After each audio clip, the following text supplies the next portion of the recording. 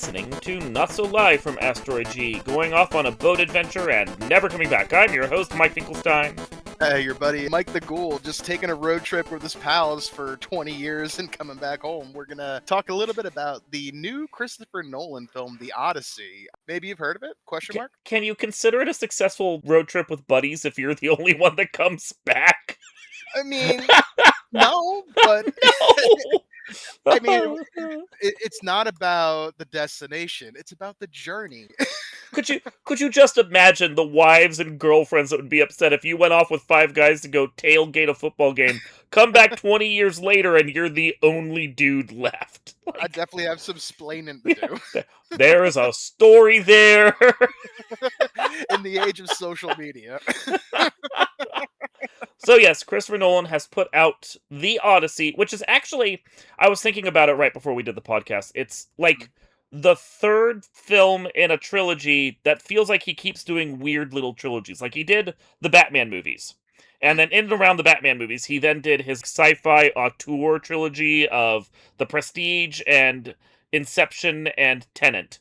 And that's where he kind of got that name for blockbusters. And then it's like he almost hated the idea that he was making blockbusters, although he kept making blockbusters. He just decided to go make historical blockbusters of Dunkirk and Oppenheimer and The Odyssey.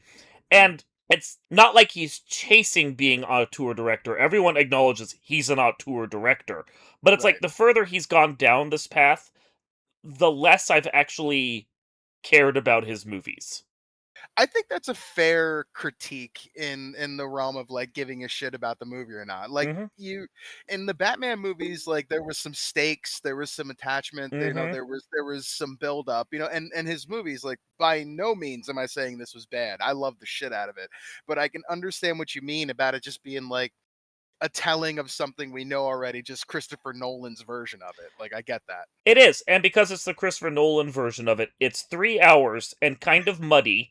And goes on longer than it needs to. And it's not like I'm saying the movie is bad. There's a lot of good stuff going on in this. But watching the movie, we got to a really good climactic point about halfway in. And I'm like, okay, we should be rearing up for the end now. Maybe half an hour left. And I looked at my phone, I'm like, oh my god, there's still an hour and a half to this film. Yeah. Like, I get what he's going for, but I also got the vibe that because he wrote the script, he's sitting there going, all of my words are important and none of them can be cut. And so it's all right there on the screen.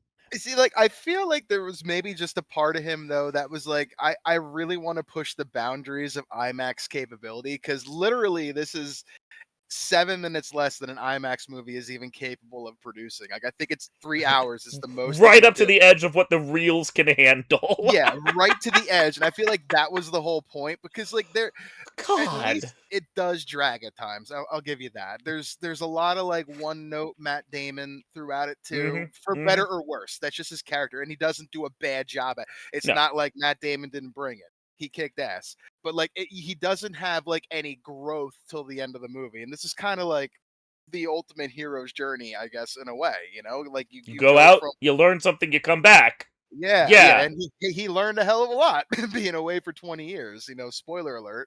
But like, I get what you're saying. Before we continue talking about this epic masterpiece, I'd like to talk a little bit about another masterpiece, and that is our sponsor this week, Zorin Industries. In a world where tomorrow belongs to those bold enough to build it, Zorin Industries is redefining what is possible. From cutting-edge microelectronics to advanced energy research and industrial innovation, every breakthrough is engineered with one goal: staying ahead of the competition. While others see limits, Zorin Industries sees opportunity, precision, performance, and progress. For visionaries who refuse to settle for second place, there's only one name worth remembering: Zorin Industries, engineering tomorrow, today. Thank you this week to our sponsor. The Odyssey. For those that are unfamiliar, although I think just about every single one of us has been forced to read this in college or high school at one point or another. At least everybody knows this in some shape or form. Parts of it, anyway. Odysseus is the king of a Greek island who then has to go off and fight a war for the king that he serves, because, you know, there's various tiers of kings. It's like a cup pyramid of kings. It's the original pyramid. Yeah, exactly, right? Yeah, but not Egyptian. And so he goes off to the war with Troy because they steal King Agamemnon's brother's wife, Menelaus' wife, Helen of Troy, because Menelaus wants his queen back, and Agamemnon wants to break the stranglehold that Troy has on the trade of the Yes. region, which I assume the region, quote unquote, is the Mediterranean Sea, because I have to that's think I that. have to Yeah, yeah, think that. But yeah. besides the point, that's way beyond anything the scope of the movie is trying to tell us right now. I know in the original, well, not original, but the one everybody else knows about this, the movie Troy from like Hmm. 20 years ago, Hmm. Agamemnon says he wants to control the Aegean Sea. So we're in that like Mediterranean realm. Like it's Yeah, very yeah, yeah, yeah. obtuse. Like that's the only reference I can remember where they reference something, but you're in that general Yeah, area. that general area. Yeah, so the Aegean Sea that comes off into the Mediterranean Sea. So Yeah, if you yeah. control the trade route there between the two of them, then you have a whole lot. And it, which is funny when you think about it, because after they're done sacking Troy and taking it over via the power of a wooden horse, they then sail home. And if it's not the Mediterranean Sea they're sailing on, if it's the Aegean Sea, that's even Mm, smaller. So how the fuck did he get lost for 20 years? Which is what happens, is that it's yeah. the telling, A, of Odysseus's journey with his men, most of whom don't come back, across the sea to get home to his wife, and then Mm, it's her story 20 years later of right. her at home wishing that her husband would come home because there are a bunch of suitors that are going to kill her son and take over the kingdom otherwise. Yeah. Odysseus with the original. I got a shortcut in mind. Let's go. Yeah, I'm not going to follow the king back home, even though he's following a normal trade route and will be Yeah. able to get home eventually. We're going to go our own way because I'm tired of following him. He's the dad with the steering wheel going, I don't need a map. Don't ask for directions. I've got Yeah. this. Yep. Exactly to a T. And so he sails across the sea and Hijinks ensue. hijinks ensue, yeah. Deals with Cyclops, deals with Mhm, Sirens, has to deal mhm, with the Whirlpool Charybdis, and still is the weird snaky thing. There's some giants that they fight at one point that wreck two of the three ships. Like, yeah, shit happens. At a certain point, and I've complained about this before, this is a and then movie. And then they mhm, go to a new island and shit happens. And then yeah, they go to a new island and shit happens. And the right, problem with this is like, the main middle chunk of the movie is the and thens, and it's not yeah, like Odysseus actually learns anything from the and thens. It's just right. shit happens, men die. Oops. He kind of learns a little bit, at the end there when At they the meet end. the witch Cersei, but like the whole time he's just like, "Nah, man, we're good. Let's just keep going." Just keep going. And the men are like, "I don't know about this." He's like, "Nah, we're good. Let's just No, keep no, going." there's a rest area up ahead, kids. Just hold it. We're fine. Yeah, yeah, don't worry about it. I got this. So like this whole like thing, and then like that's when he starts to like get the change a little bit. The Matt Damon starts to kind of have that character Yeah, development because yeah. then the guilt starts coming out about like what he's actually done in the past and like Mm-hmm. watching his men now die around him. Like this is where he starts to be a bit of a character and it starts growing. But if No, you've it's got interesting. to that yeah, but if you've gotten to that point of the movie bored as shit or just like it's almost a little late in the movie to have that Yes. happen. Yes, and that's the thing. The opening chunk around Troy, thrilling. I'm like, couldn't we have just seen Nolan give us a 1 hour rendition of Troy? Like, I would love that. And Right, then right. the last act, where he's at home, the last, what, 40 minutes or so? 45 minutes or so. Yeah, That's yeah. that's thrilling too. He's Yeah. finally there. He's accomplishing the thing that the plot's been building to for 2 hours and 15 minutes. It's great. That middle chunk of an hour and a half is just a slog. It, And it, it does start getting to that point. yeah, Yeah. and then he goes here and people die, and then he goes here and people die. And I'm like, it would matter more to me if we gave a shit about any of the sailors that were dying, but we barely know anyone beyond Matt Right. Damon. And as you've pointed out, he's a bare sketch of a character to begin with. Yeah, it's a lot of like, just follow your leader Yeah, kind of thing. Like yeah. his second in command, Eurylochus is the only guy that really challenges him, and Hmm. that's weak at best. But like I Yeah. get it, like you gotta follow your leader. Like that's the world that they're in. So And it would be better if Eurylochus was charismatic and really a solid leader in his own right and started right, challenging and got character development so that the two of them could contrast against each other. It's less interesting when Eurylochus is just kind of this dude who's like, right, yay! But then all of the soldiers are just kind of dudes. It's like when we watch a slasher movie and 30 or 40 people die, the body count's too high and I don't care. right. Yeah. It starts getting to that point. Like I don't have attachment to any of these people. No! They're fodder to feed the machine of the movie. And like it was funny too, because like they get in and out of so many circumstances and situations along the way that like I'm thinking like how are they gonna end up with like so few people left? And then when that happens, I'm like, oh, Yeah. That's how they're gonna do that. They're just It's gonna lose their entire fleet. That'll I make sense. kinda almost wish it was a Monty Python version of this, because at least every time they get into trouble and they go, "Run away!" It would be funny at that, and there'd be Yeah. clopping of, like, coconuts and shit. It'd be Yeah. hilarious. This is played straight, and at a certain point, my brain just shut off. Like, yeah, the Cyclops kills some, that's the first time they run into trouble, that works. The Yeah. Giants kill most of them, and that Yes. feels like a turning point. But then there's just a bunch of other times where they're just sailing around. I'm like, can we cut 15, 20 minutes off of this journey? Because I'm sitting there going, 20 years feels way too long. I know, and, like, it's kinda scary to think about because, like, I wonder what the Nolan cut of is, but, like, literally, this is the limit. This is our Nolan cut This is the probably. Nolan cut. Yeah. So I almost wish that Universal had stepped in. It's like, can you do a 2 hour and 15-minute version just for Mhm. fuck's sake, you know? Yeah, yeah, and maybe there's somewhere on the cutting room floor where that happened because, like, this was literally, like the movie itself, upon being impressive, had just a lot of impressive, like, things around it. Like, it was Hmm. all cut and put together by hand. Like, they didn't do, they went Yeah. old fashioned with that. There was so many practical effects in the movie. Like, the Hmm. Cyclops is a practical dummy. Like, yeah, they CGI'd it to smooth it out, but that's not all CGI. Like, Yeah. that's a puppeteer, which is pretty cool. With the giants that are there that kill the majority of the party, like, that's actually like 7 foot tall people, and they have smaller stand-in stunt doubles there for the soldiers. Exactly. Like, there's a lot of good stuff here. When there is some CGI that, like, and you probably know what I'm talking about, where they're like, where you don't get a really good look at the monster. You can say maybe that looks cool, but they give you that little, like, I can't show you all of it thing and make you think it was still cool. Makes you think that it probably looked pretty shitty. Yeah. Like, you know what I'm saying? Yeah. And to end up in the final cut of a movie, like, they did it very well, but, like, I'd love to see that part of the movie slow down a little bit and see, like, get a good look at that monster because I still can't really clock what it looked like. Yeah. It's this thing where I already know that Christopher Nolan can do solid practical effects. I already Right. know he can do fantastic, well, okay. I would say staging of fantastic action sequences. I actually think that his directing and editing of action sequences sucks. Sucks real ass. Every time the movie had to switch over to an action sequence, it got choppy and over edited. And I'm like, Mhm. can we just do the thing where you set the camera down and let it sit for a little while? Because you do that with the characters talking, and it's Mhm. great. But then you Yeah. switch to like 7 foot tall giants attacking people, and I have no clue what the hell's going on at all at this point. It's Mhm.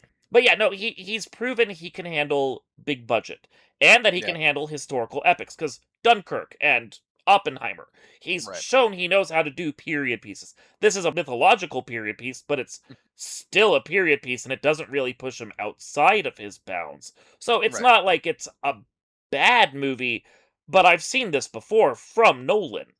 Right, right. It's just this is like it's gonna be successful, but this Oh yeah. is a movie that, like, if you like this kind of shit, like you're into like Greek mythology and the Mhm. whole Trojan War kind of stuff, like you'll love this. But if you just like Nolan for Nolan, you're gonna be like, okay, like you said, I've seen that before, I've seen it before.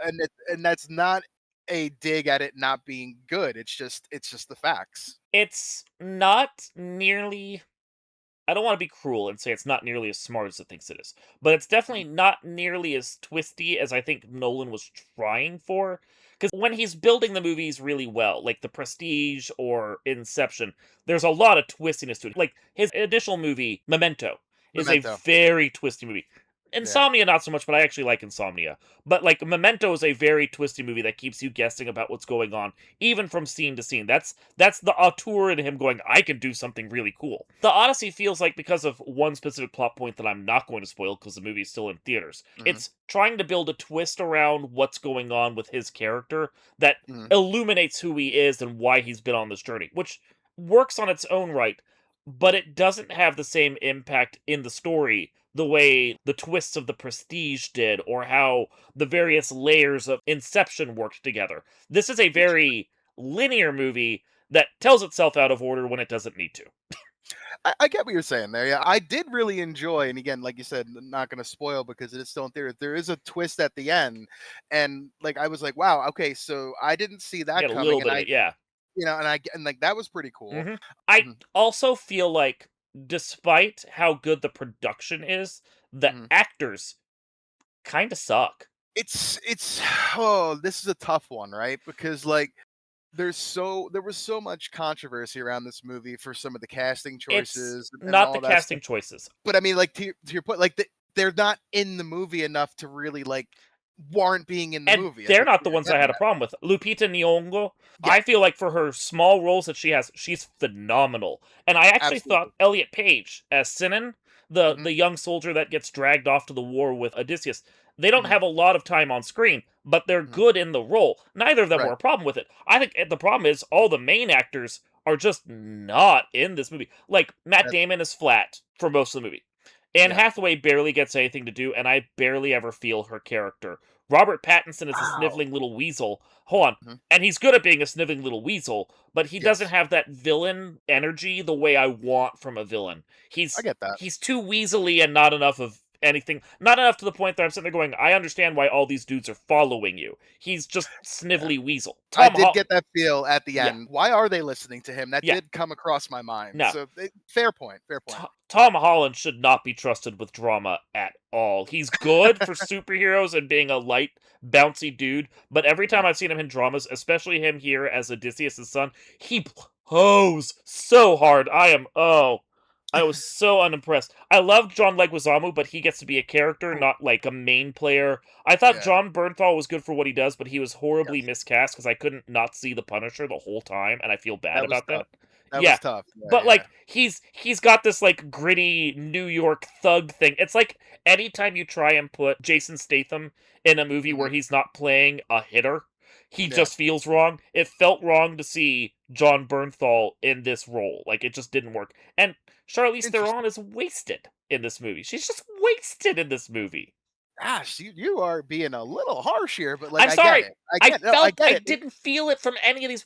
The production was great, but I wanted more from the characters. And if the script's not there, and who knows how it read on the page, then the actors have to bring it. And some of them did, and some of them really didn't. I mean, fair criticism. And I think that was the point I was trying to get at. If you like Matt Damon, Yeah, just period, you're gonna love this movie because it's literally all Matt Damon. Like uh, you don't get a lot of these other characters. You get like combined like 10 minutes yeah, of some of these characters, yeah. and It's Tom the Holland and Anne Hathaway are huge parts, and they're not on the screen a whole lot. no. But when Tom Holland is, like, I get what you're saying there. The performance that Tom Holland give would have been better in other situations. Yeah, but I think the big problem I have with Tom Holland is that okay, the dude is at this point 30, and he's supposed to be playing a dude that is at best 24. And Right, he is acting like he's playing a sniveling kid at 18 when he right, looks 30. Like Tom yeah, Holland no longer looks like a kid. He looks 30 now. yeah, So yeah. when I see him in this movie, I can't invest in him the way I did when he was early 20s playing a high schooler. It doesn't have the same vibe. Tom Holland of 10 years ago, I would buy in this role. Tom Holland of now does not bring the presence he needs to this performance. Anne Hathaway is a fantastic actress. I am not one of those people that hates on Anne Hathaway. I've seen her in a lot of stuff. I think she's great. Mhm. Unfortunately, this movie wastes her so that she doesn't have a lot to do. So the few times that she can act, it feels almost out of place. So, Interesting. I thought that when she did have like her moments and she did bring yeah, that emotion, I felt like I was like, oh damn, like I felt something with her. Like I understood, like yeah, she just wants her king back. Like I get it. So yeah. interesting, you didn't get that. No, Like I didn't get that vibe. I felt that a little bit from her. Yeah. Interesting. So, I I just, mean, that's why it's a movie, though, right? People eh, are gonna have different opinions and feel different things. But that's yeah, interesting. I yes. get what you're saying. I see, but I got it the other way. So interesting. It's fair. But no, it's like there's a lot that I could point to and go, this is good for a movie at a certain length. I thought they were done really well. But this is a 3-hour movie that I can't say is bad, but I don't ever think I'm gonna want to watch again. I think that's fair. Like it's a very long watch. Like I mean, I think of other movies like this length. Like The Hateful Eight was, I Hmm. think, even longer than this, and that was a fantastic movie. But like once was good. Yeah. So I I kind of think that a lot of people will get that feel from this too. It's not something you could just throw on and just leave on. Like you got to. no. This is committing to like the length of two normal movies at times. Yeah, and it's not anywhere near as energetic or interesting to me as like the Lord of the Rings movies, which is another Sure. huge fantasy epic that people would go back and watch again. This Right. is one slog of a movie that was done really well, but much like Oppenheimer and much like Dunkirk, I've seen it. I can't argue with the idea that it was a good movie. Will Mhm. I ever watch any of those again? No. Not like Mhm. I've gone back and watched The Prestige over and over again, or even Yeah. watched Inception a couple times, and the Mhm. Batman movies. I mean, the first two Yeah. especially, I'm like, oh, Wore them out. come Yeah. on, yeah. Yeah. No, this is a good enough movie that continues to prove that Nolan is an auteur director. Do I Mm. wish he had an editor that would rein him in some? My God, yes, I do. Fair point, but I mean, I guess he's kind of like, clearly earned the right here to, He can do what he kind of be wants. artistic when he wants to be He can artistic. do And what he wants. Yep. this is not something like, maybe I'll end up watching this again at some point, but like I would go back and watch Lord of the Rings, or I do go back and watch Batman, and that is a Nolan film. So I guess Yeah. it's just like, Yeah. it's some good range as a director too. Like you could Hmm. do really great movies that like people would love to watch again many times. Then you could also do really great movies that are just a good watch. Yeah.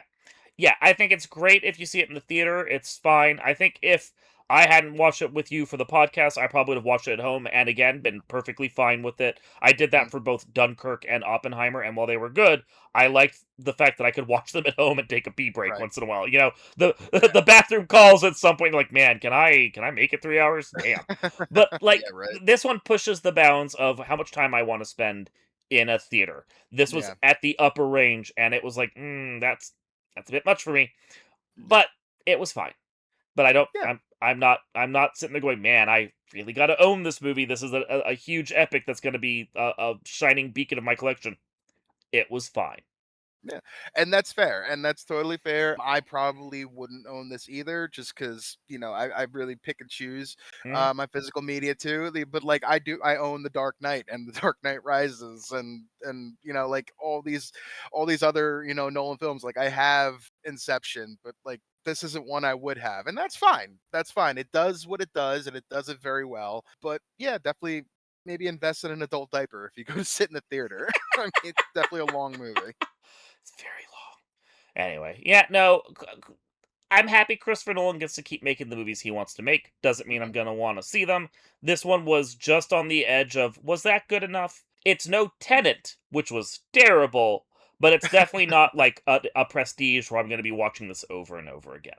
Anyway, no, Odyssey is fine. If you feel the need to go see a Greek epic done by Christopher Nolan, you could Yeah, do, well, you can't do anything else, and this one's pretty good. So, yeah, but yeah, no, it is what it is. You have to like Nolan, you have to want to see a Greek epic, and you have to want to sit in the movie for 3 hours. If you want to mhm. do all that, you'll probably have a fine time. Will you care to see it again afterwards? I kinda doubt it.